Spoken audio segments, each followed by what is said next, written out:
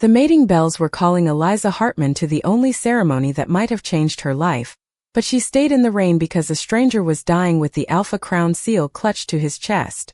The sound rolled through Holt Valley in 3 deep notes, echoing from the wooden Great Hall, across the wet pine fields, and down toward the Old North Bridge where the road dipped under black branches and autumn rain turned the dirt into cold mud.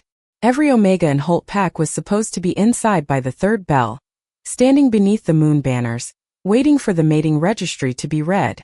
Eliza had dreamed of that moment quietly, never loudly enough for anyone to laugh at her. She was 23 years old, white-skinned, with light brown hair tied low at the back of her neck, pale blue eyes, and a soft, delicate face that people forgot as soon as they stopped kneading her hands. She wore an old light blue wool dress, damp at the hem, and a thin gray cloak pulled tight against the rain. In the herb room she was useful. In the nursery she was patient. In the fever huts she was gentle. In the eyes of Holt Pack, she was too quiet to matter. The first bell had rung while she gathered willow bark for Nora Finch. The second had rung as thunder moved beyond the hills. The third was ringing now, and Eliza could see the glow of the great hall through the trees, warm and golden, filled with music, ribbons, candles, and names she knew would be spoken before hers. Then she heard the weak call beneath the bridge. It was not loud. It was not dramatic. It was the kind of sound easy people ignored because helping would cost them something. Eliza stopped so suddenly the basket of herbs struck her hip. "Hello," she called into the rain. The answer came as a breath, thin and broken. She climbed down the muddy slope, catching herself on wet roots, and found an older man half-sheltered beneath the stone arch, his gray hair plastered to his forehead, his travel coat soaked, his hands wrapped around a leather satchel sealed with dark wax. The Alpha Crown mark stared up at her from the clasp, an alder leaf within a wolf circle. Eliza's heart tightened. "Sir, can you hear me?" The man opened his eyes just enough to see her. "Do not open it," he whispered, clutching the satchel closer. "Must reach the ceremony." Another bell rang from the hall, followed by cheering. Eliza looked toward the sound, then back at the stranger shivering under the bridge. One road led to the only place her pack might finally write her name where others could see it. The other led to a man who might not survive the night if she walked away. She did not hesitate long enough to be proud of herself. "The ceremony can wait," she said, though some fragile part of her knew it would not. She pulled his arm over her shoulder, careful and steady, and helped him up the slope inch by inch. The healer hut was less than a quarter-mile away, hidden behind the old herb shed where no one important would think to look for her. By the time she got him inside, her dress was soaked, her fingers numb, and the music from the great hall had already begun preparing him. Eliza laid the stranger on the narrow cot, built up the fire with trembling hands, and brewed willow tea with mint to warm him. The satchel stayed beside him untouched, the seal unbroken. Once, through the rain-streaked window, she saw lanterns rising near the great hall and imagined the registry being read without her. Vanessa Crowell would be standing at the front in silk, Graham Vale would be smiling with his polished authority, and Alpha Warren Holt would pretend every Omega had been given a fair chance. Eliza pressed a cloth to the stranger's cold hands and listened as the final bell faded. She had missed the mating ceremony. She had missed the one night Holt Pack claimed fate could speak. But as the old man breathed easier and the Alpha Crown seal gleamed in the firelight, Eliza had no idea that fate had left the hall with the music and found her in the rain. The healer hut held the storm outside with thin walls, old beams, and a fire that fought harder than anyone in Holt Pack had ever fought for Eliza Hartman. Rain tapped against the roof in restless patterns while the old stranger slept on the narrow cot, the royal satchel still resting beside him with the Alpha Crown seal untouched. Eliza sat on the floor near the hearth with her damp gray cloak wrapped around her shoulders, her light blue wool dress darkened at the hem, her pale fingers curled around a wooden cup of cooling tea she had forgotten to drink. Through the small window, the great hall glowed less than a quarter-mile away, its lanterns blurred by rain, its music faint now that the pairing hymn had ended. Somewhere inside, names had been read. Bonds had been praised. Families had clapped for daughters with polished hair and bright gowns.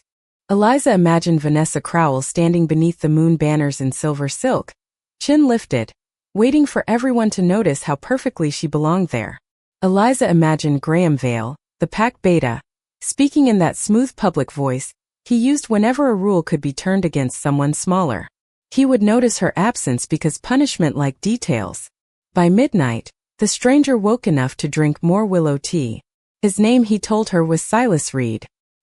He said it like a plain village name, but his eyes moved to the satchel too often for Eliza to believe there was anything plain about his journey. "You should have gone back," he murmured, voice rough from cold. "I heard the bells." Eliza wrung rainwater from a cloth into a basin and gave him a tired smile. "So did I. Was it important?" She looked toward the window again. The last ceremony lanterns were being lowered. To them, yes. Silas studied her as if he heard what she did not say. "And to you." Eliza folded the cloth with careful hands. She could have lied. She could have said she did not care, that Holt Pack had never intended to choose her, that missing the ceremony saved her from standing in the back while others pretended fate had manners. But the night was too quiet for lies, and the man on the cot had nearly lost everything except the satchel he guarded. "It was the one night a girl like me was supposed to be seen," she said. "But someone needed help where no one was looking." Silas closed his eyes, and something like respect softened his lined face. "Then the ceremony lost more than you did." Eliza did not answer, because kindness from strangers was harder to accept than insult from people she knew. She worked until his breathing settled, replaced his wet coat with dry blankets from the healer shelf, and set the sealed satchel on the table where he could see it from the cot. She never touched the wax. She never asked what was inside. By dawn, the storm had thinned into gray mist. Eliza walked back to the pack yard with wet shoes, tired eyes, and the smell of smoke in her hair. She had barely crossed the stable path when voices gathered around her. Graham Vale stood on the main steps in a dark formal coat, his blonde hair neat despite the damp morning, his expression already arranged for judgment. Beside him stood Alpha Warren Holt, heavy-shouldered and stern beneath a brown fur cloak, and Vanessa Crowell in a pale silver dress that had survived the ceremony without a wrinkle. "Eliza Hartman," Graham called, making her name sound like an offense. "You were absent from the mating ceremony." The yard turned. Stable workers, kitchen girls, guards, and Omega servants paused with buckets and brooms in hand. Eliza felt every eye settle on her damp dress and muddy hem. "I was helping someone near the Old North Bridge," she said softly. Vanessa laughed under her breath. Of course. A mysterious excuse from a girl no one missed until the roll was checked. Few people smiled. Eliza kept her hands still at her sides. Alpha Warren's gaze hardened. "Mating law is not a matter of convenience. You dishonored Holt Pack before the moon banners." Eliza thought of Silas Reed shivering beneath the bridge, his hands locked around the crown seal. She thought of the unbroken wax and the fire she had nursed through the night. "I did not mean dishonor," she said. "I found a man in the storm." Graham's mouth curved without warmth.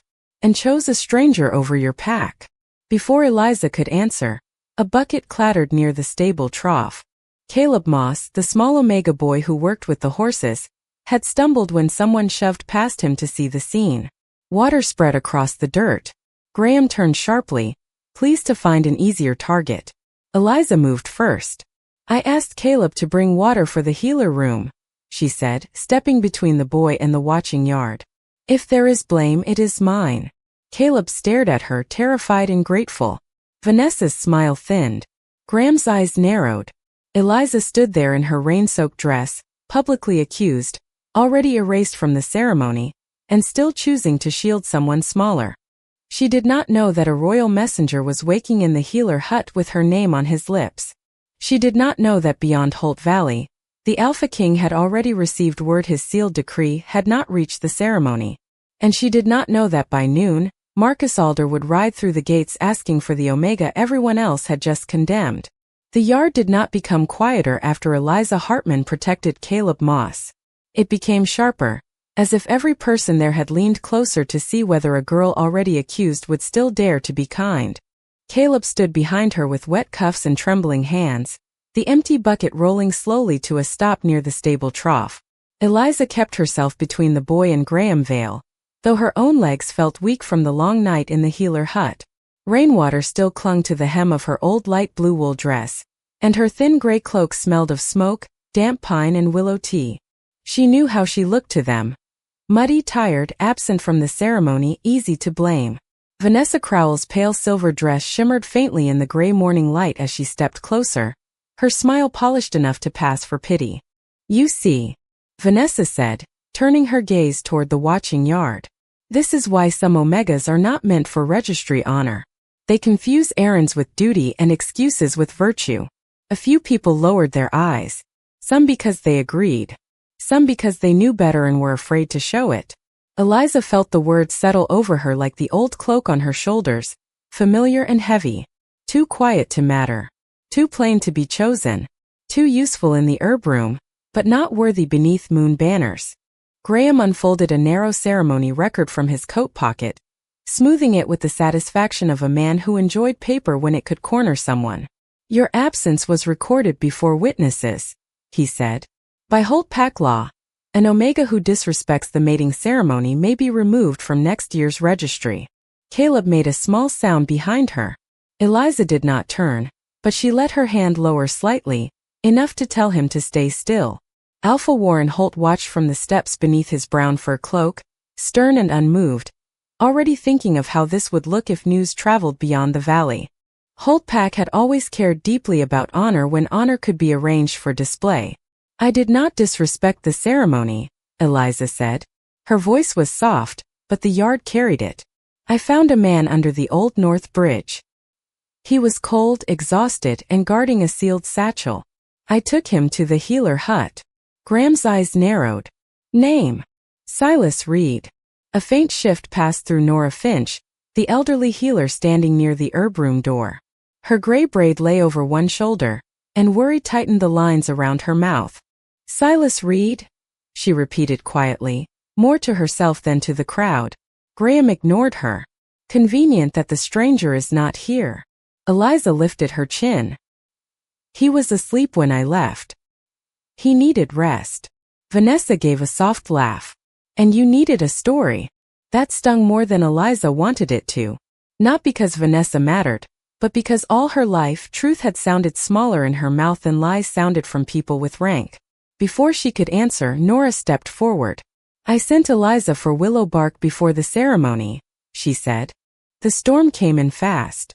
If she says she found someone, then she found someone." Graham's expression cooled. "Healer Finch, this is a matter of pack law." "Mercy is older than your law," Nora replied. The yard inhaled as one.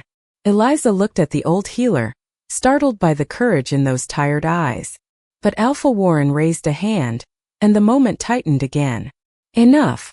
Until this matter is reviewed, Eliza Hartman is removed from ceremony privileges and from healer assignment beyond basic chores." Caleb's face went pale. Eliza felt the punishment land quietly, not as a shout, but as the closing of another door. Basic chores meant no herb room, no fever care, no chance to prove herself useful except in ways no one recorded. Vanessa's smile returned. Graham folded the ceremony record. "Let this stand as example."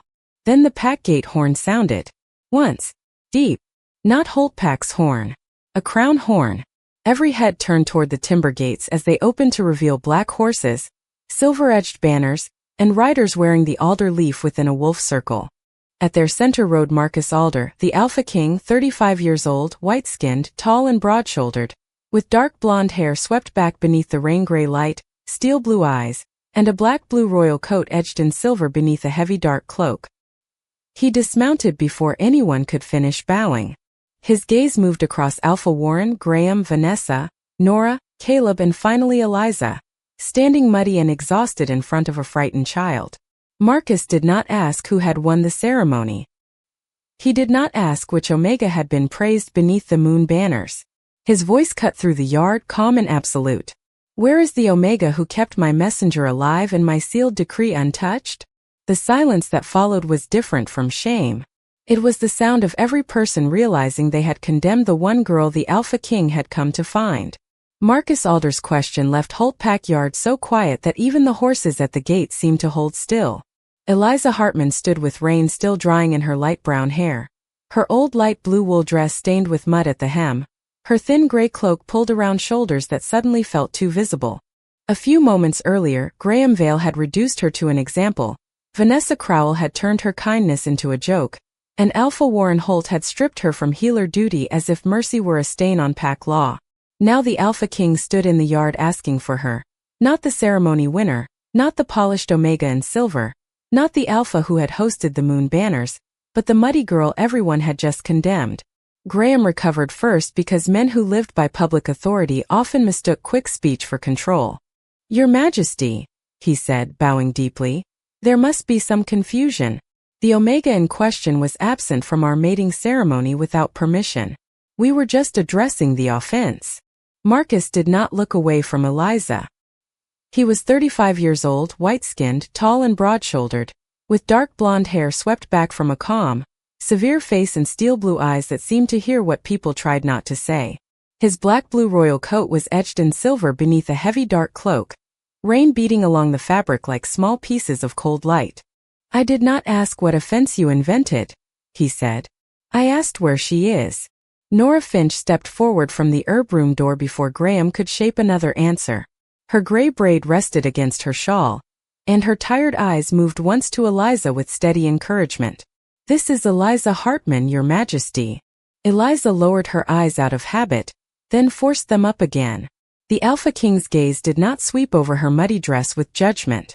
It paused on the smoke in her hair, the exhaustion beneath her pale blue eyes, the way she still kept herself partly between Caleb Moss and the yard. "You are the one who found Silas Reed near the Old North Bridge?" he asked. "Yes, Your Majesty," Eliza said softly. "Did you open the satchel?" "No." "Did anyone else?"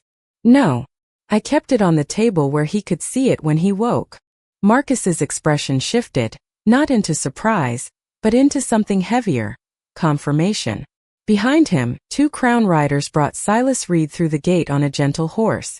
The old royal messenger was wrapped in a dry cloak now, pale but upright, his gray hair combed back, one hand still resting protectively over the leather satchel. When he saw Eliza, his lined face softened. "That is her," he said. "She pulled me from the storm, warmed me, gave me willow tea, and never once touched the seal." The yard turned toward Eliza again, but the look had changed. It was not kindness yet. It was discomfort. The painful discomfort of people discovering they had mocked the wrong thing.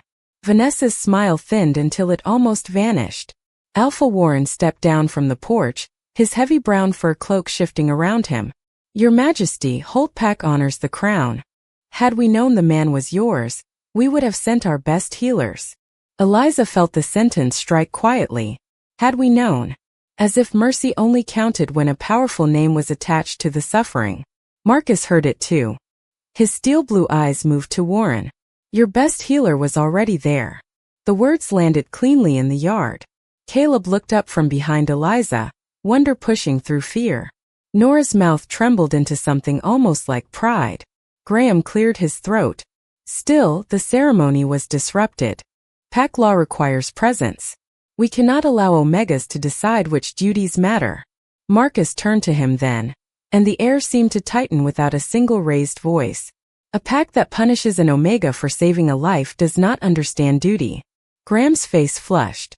"Your Majesty, the registry was completed properly." Silas Reed's hand tightened around the satchel. "No," the old messenger said. "It was not." Marcus extended his hand, and Silas gave him the sealed decree. The dark wax bore the alder leaf within the wolf circle, unbroken because Eliza had honored what she did not understand. Marcus held it where the yard could see. "This decree was meant to arrive before your mating ceremony began," he said. It ordered Holt Pack to present the true registry of every eligible Omega, including those serving in herb rooms, stables, kitchens, and fever huts. Eliza felt her breath catch. Graham went still. Alpha Warren's eyes narrowed before he could hide it. Vanessa looked away. Marcus broke the seal with controlled care, unfolded the parchment, and read the first lines in silence. Then his gaze lifted, colder now, not with cruelty but with law awakened. "So tell me, Alpha Warren," he said, "why did my crown decree arrive late through a storm, while your ceremony continued with half the names missing?" Eliza stood in the center of the yard, no longer understanding whether she had missed her future or walked straight into the truth of it. The rain had stopped, but everything hidden in Holt Pack had just begun to surface. The open decree made the yard feel smaller, as if every fence post, stable door, and moon banner had leaned inward to hear what Holt Pack had tried to avoid. Marcus Alder stood in the center of the muddy yard with the Alpha Crown parchment unfolded in one hand, his black-blue royal coat dark beneath the clearing sky, silver edging catching the dull morning light. Eliza Hartman stood several feet away, still damp from the storm, pale blue eyes fixed on the decree that had crossed the valley under rain because someone had not wanted it to arrive in time. Silas Reed sat upright on the gentle horse near the gate, wrapped in a dry cloak, watching the pack with the tired steadiness of a man who had carried truth through weather and nearly lost it beneath the Old North Bridge. Alpha Warren Holt's jaw tightened. Graham Vale's ceremony record, once so sharp in his hand, now looked thin and useless against the crown seal. Vanessa Crowell stood in her pale silver dress near the steps, beautiful and silent, no longer certain where to place her pride. Marcus read aloud, not quickly, not theatrically, but with the quiet force of law returning to its own words. By order of the Alder Crown, all eligible Omegas within Holt Pack are to be entered into the true mating registry without removal by rank, wealth, household status, labor assignment, or family alliance. A murmur passed through the yard. Eliza felt it move around her like wind before a storm, because every hidden truth had a sound when people realized it had always been there. Caleb Moss stepped closer behind her. Nora Finch's hand rose to her chest. The kitchen girls near the pump looked at one another. A stable Omega lowered his bucket slowly. Marcus lifted his gaze. Where is this true registry? Graham swallowed. Your Majesty, the registry used last night was the approved ceremony list. That was not my question. Alpha Warren stepped forward with practiced dignity. The ceremony list reflects those prepared for public bonding. Some Omegas lack training, family standing, or suitable presentation. We were protecting the sanctity of the rite. Eliza almost looked down, because she had spent years hearing polished explanations for why people like her were asked to serve but not stand beneath banners. But Marcus's eyes moved to her for one brief second, steady and clear, and the shame did not find its old place in her chest. Sanctity does not require hiding names, he said. Manipulation does. Graham's face flushed. Your Majesty, an herb room assistant cannot be treated the same as a ranking Omega from an alliance family. Vanessa's chin lifted, as if the sentence had been made for her. Eliza felt Caleb tremble behind her. She thought of the cot in the healer hut, the willow tea, the satchel she had not opened, the stranger who had needed help more urgently than she needed recognition. Her voice came quietly. Then the ceremony was never about fate. The yard heard her. Marcus heard her most of all. Graham turned toward her. You will not speak over pack leadership. Marcus folded the decree once very slowly. She has spoken more truth in one sentence than your registry did all night. The words struck without cruelty, but they left no room for hiding. Nora Finch stepped forward, older shoulders straightening under her shawl. There is another list, she said. Alpha Warren's face changed. Healer Finch. Nora did not stop. I have copied every eligible Omega who came through the herb room for moon fever checks. Eliza Hartman. Caleb Moss when he comes of age. 3 kitchen Omegas. 2 stable workers. For field hands. None appeared on last night's ceremony parchment. A silence spread so deep that even Vanessa lowered her eyes. Eliza looked at Nora, and something broke open inside her, not pain this time, but the aching shock of being named correctly. Marcus turned to his crown escort. Bring a table. Bring ink. Bring witnesses. Graham looked alarmed. For what purpose? Marcus's steel blue eyes cooled. For the purpose your ceremony forgot. Names. Within minutes, a rough table was set in the yard. Nora placed her copied list beside the crown decree. Silas Reed confirmed the seal had been unbroken when Eliza found him. Caleb stood close, no longer hidden behind her but still near enough to borrow courage. Marcus looked at Eliza again. Miss Hartman, were you told your name was removed from the registry? She shook her head. No, Your Majesty. Were you given a chance to appeal? No. Were you absent because you wished to insult Holt Pack? Eliza breathed in the cool air. No. I was absent because a man needed help in the storm. Marcus nodded once, and the movement felt like a verdict against every laugh that had followed her for years. Then Holtpack owes you an apology before the same witnesses who heard you condemned. Alpha Warren stared at the ground. Graham's mouth tightened. Vanessa's silver dress no longer looked like victory, only decoration beside a truth it could not cover. Eliza did not smile. She did not feel triumphant. She felt tired, wet, and strangely light, as if the rain had washed something loose and the morning had finally found her name. The rough table in Holtpack Yard became more powerful than the moon banners had been the night before. It stood on damp ground between the stable trough and the great hall steps, its surface crowded with the Alder Crown Decree, Nora Finch's copied list, Graham Vale's ceremony record, fresh parchment, ink, and a seal brought from Marcus Alder's escort. Eliza Hartman stood before it with Caleb Moss close at her side, her old light blue wool dress still marked by mud, her thin gray cloak drying unevenly in the pale morning sun. She had expected punishment. She had expected another quiet removal from another place where names were meant to matter. She had not expected the Alpha King to make the yard listen while her life was written back into law. Marcus stood opposite Alpha Warren Holt and Graham Vale, tall and still beneath his dark cloak, steel blue eyes moving from the false ceremony record to the copied list Nora had guarded in secret. "Read the missing names aloud," he said. Graham's hand tightened around the paper. "Your Majesty, public reading may cause distress among the families." Marcus looked across the yard, where kitchen girls, stable workers, field hands, and young Omegas stood with faces caught between fear and impossible hope. The distress began when their names were removed.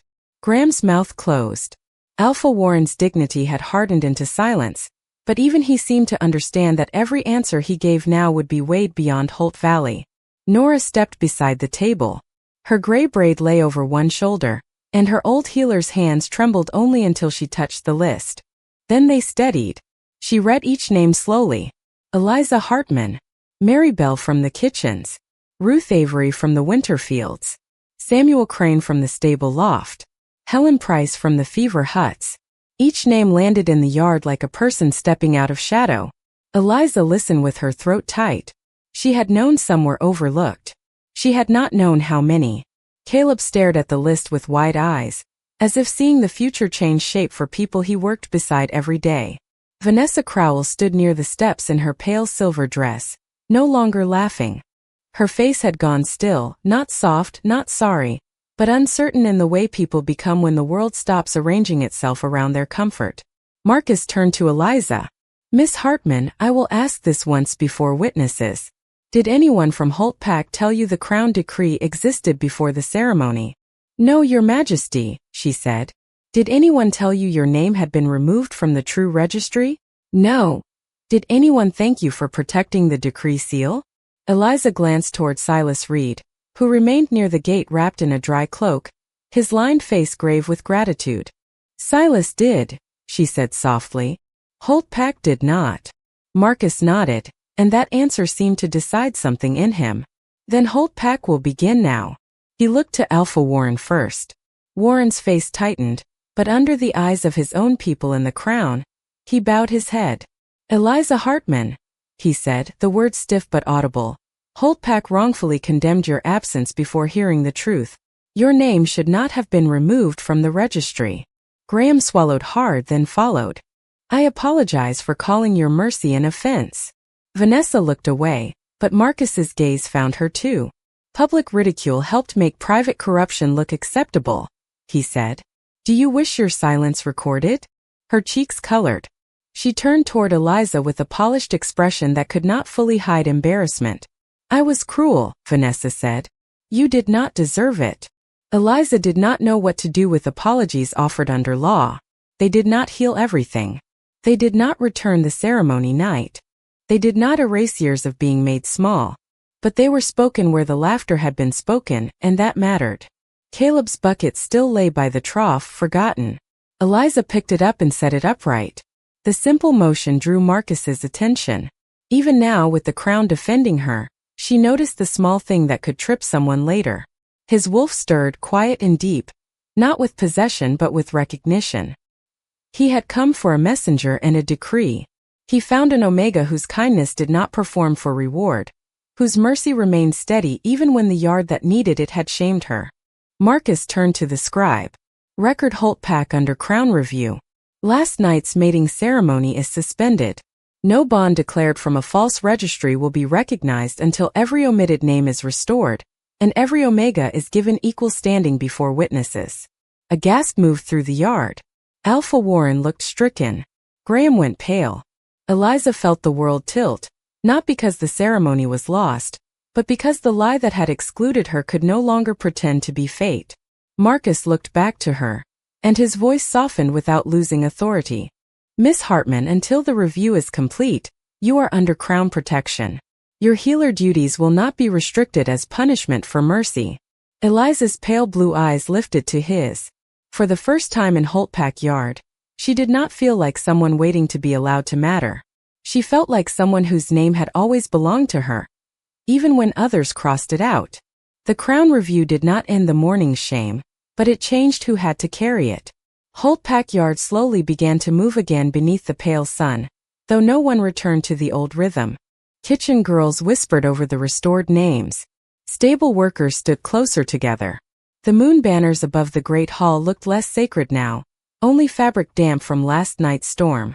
Eliza Hartman remained near the rough table while the Crown scribe copied Nora Finch's list onto clean parchment, her old light blue wool dress drying in uneven patches, her thin gray cloak hanging heavy at her shoulders, her light brown hair still tied low despite stray wet strands against her cheek. Caleb Moss stood beside her with the bucket finally upright at his feet, his small hands clasped as if he feared the world might change its mind if he moved too quickly. Marcus Alder finished signing the first review order, then turned to Nora. The omitted Omegas will be interviewed by Crown officers today. No one from Holtpack leadership will be present unless the witness requests it. Nora bowed her gray head. That is more fairness than they expected, Your Majesty. Then expectation was part of the problem. His voice stayed calm but the words carried. Alpha Warren Holt heard them from the steps and looked away. Graham Vale stood near him, silent now. His ceremony record folded so tightly the parchment had begun to crease. Vanessa Crowell had moved from the center of attention to the edge of the porch, her pale silver dress still bright, but no longer powerful. Eliza did not look at any of them for long. She was watching the names. Mary Bell, Ruth Avery, Samuel Crane, Helen Price. Hers. Ink made the truth look simple, and that simplicity hurt. How easy it had been to cross people out. How long it had taken for someone with power to write them back in. Silas Reed approached slowly from the gate, leaning a little on the arm of a Crown rider but refusing to be treated like glass. Miss Hartman, he said. Eliza turned at once. You should be resting. He smiled faintly. You sound like every good healer I have ever disobeyed. Despite herself, Eliza almost smiled back. Silas reached into his coat and withdrew a small folded strip of blue cloth, the one she had wrapped around his chilled wrist in the healer hut before dawn. I wanted to return this. Eliza took it, surprised. It was only a scrap from an old fever cloth, stained with smoke and rain. It is not worth keeping. That is exactly why I kept it, Silas said. You used what no one would value to do something no one here valued until the king arrived. Eliza lowered her eyes, but not from shame this time. From the strange weight of being understood. Marcus watched the exchange in silence, and something in his expression softened. Then Caleb spoke, barely above a whisper. Will they still make me work in the stables if I say what I saw? Eliza turned toward him, but Marcus answered only after meeting the boy's eyes. Not as punishment. Not as silence. If you choose to speak, your place, food, and safety will be protected by the Crown. Caleb swallowed. And Eliza? Marcus looked at her then. Eliza Hartman is already under that protection. But protection is not a cage. She will decide where she stands after this review. The words settled into Eliza with a quiet warmth that frightened her because it did not ask anything in return. Her wolf, tired from years of lowering its head, lifted toward Marcus's voice. Not because he commanded it. Because he had made room for her choice in front of the pack that had taken choices from her without apology. Graham stepped forward suddenly.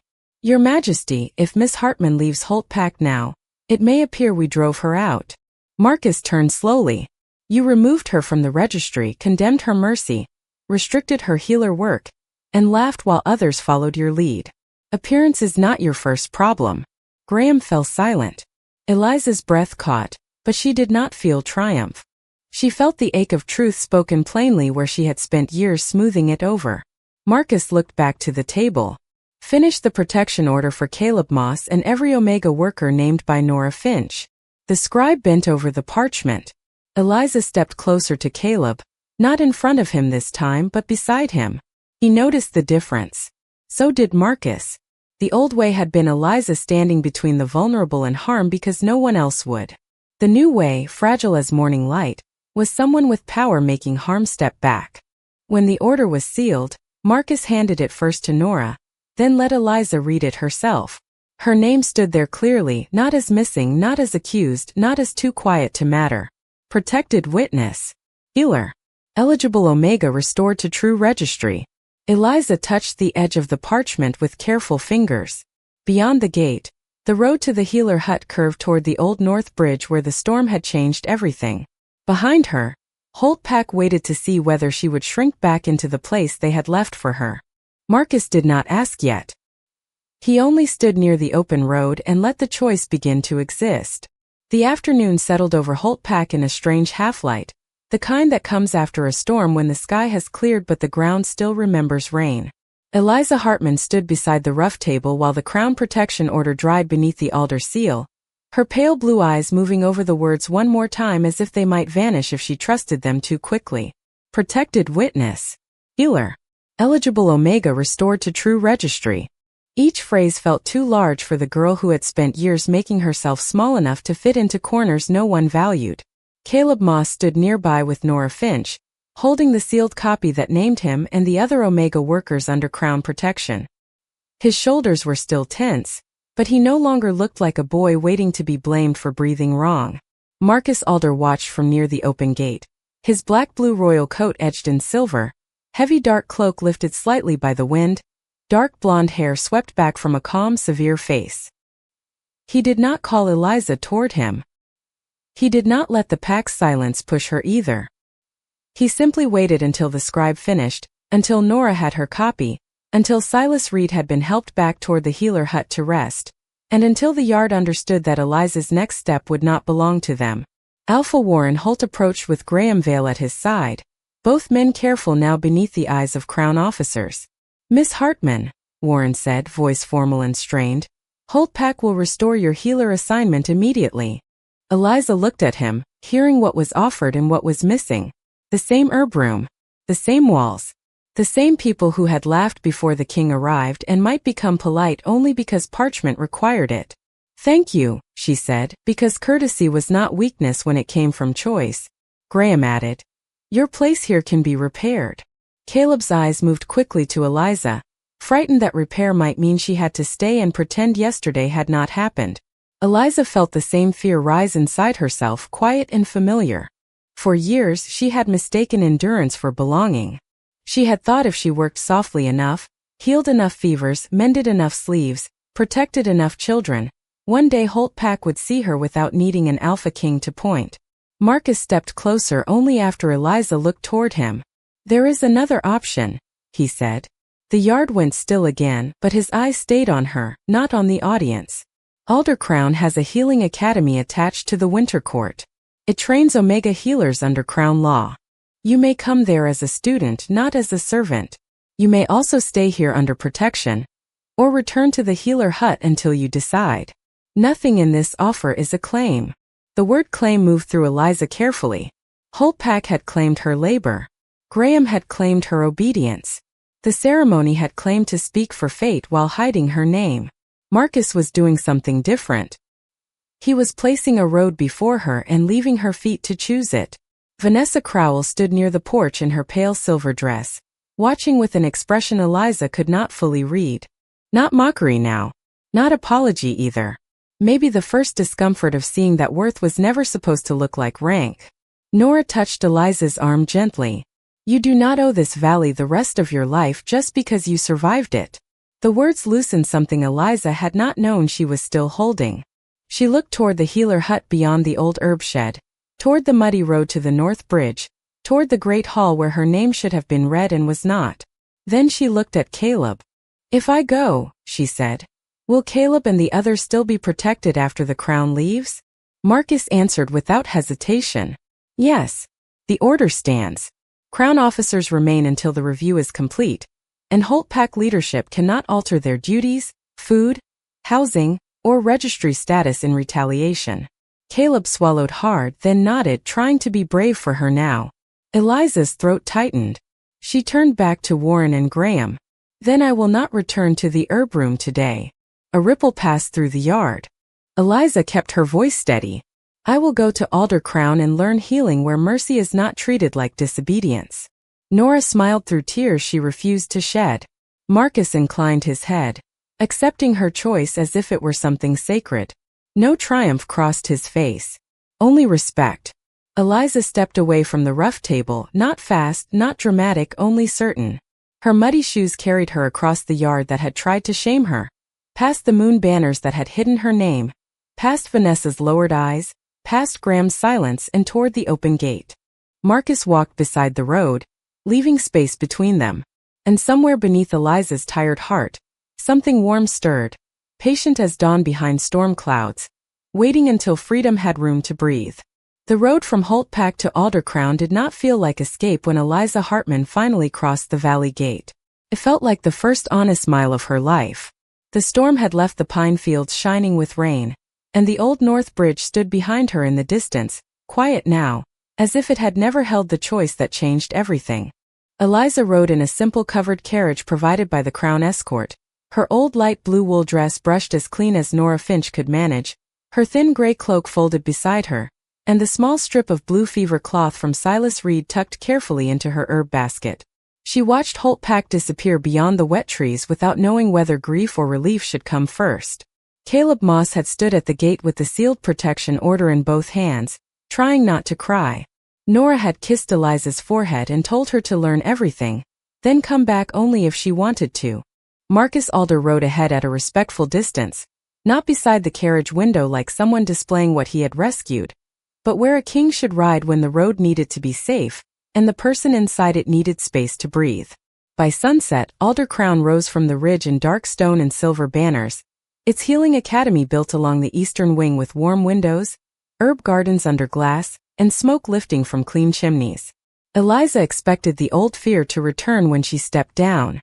Instead, she felt tired, deeply honestly tired. Marcus noticed and did not summon her to a hall, a council, or another public moment.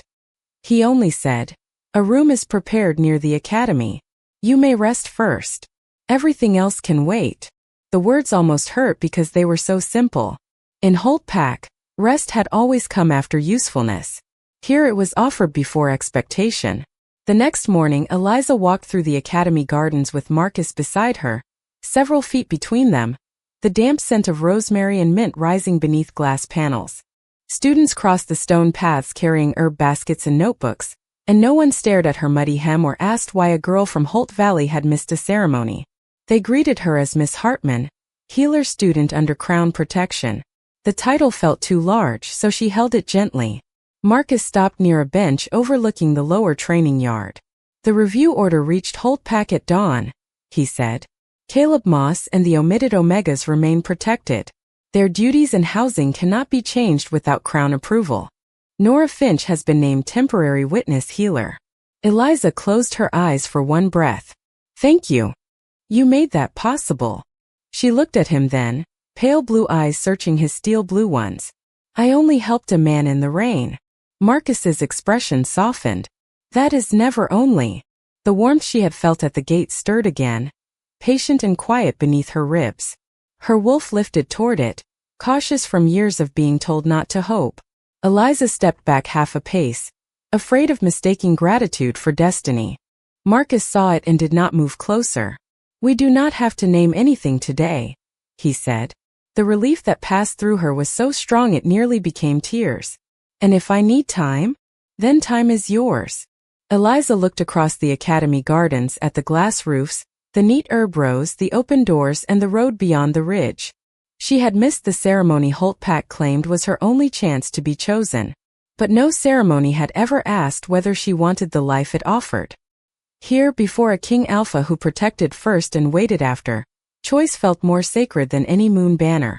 Marcus offered his hand, palm upward, not as command, not as claim, only as a question with room for no. Eliza looked at it for a long moment, then placed her fingers in his because she wanted to know what warmth felt like when it did not take freedom away. The bond woke softly, like dawn breaking through the last clouds of a storm, gentle enough for her to trust and strong enough to wait.